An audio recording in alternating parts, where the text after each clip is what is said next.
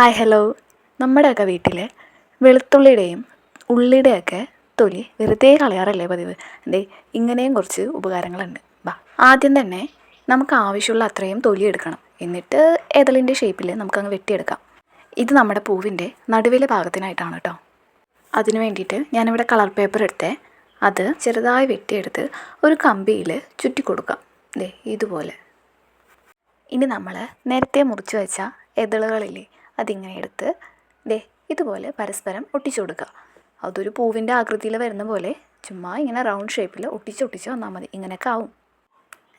2 ഇല കൂടെ വെച്ച് കൊടുത്തപ്പോഴത്തേക്കും നമ്മുടെ വെളുത്തുള്ളി പൂവ് ഇവിടെ റെഡിയായി. ഇനി നമ്മുടെ ഉള്ളിത്തൊലി കൊണ്ടുള്ള പൂവാണ്.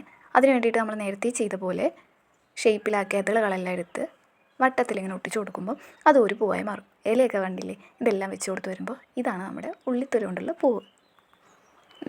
നമ്മുടെ 2 പൂക്കൾ ഇവിടെ റെഡി ആയിട്ടുണ്ട് കേട്ടോ. എങ്ങനെയുണ്ട്? ഇഷ്ടമായെങ്കിൽ ലൈക്കും കമൻറ്റും ചെയ്യണേ. Thank you.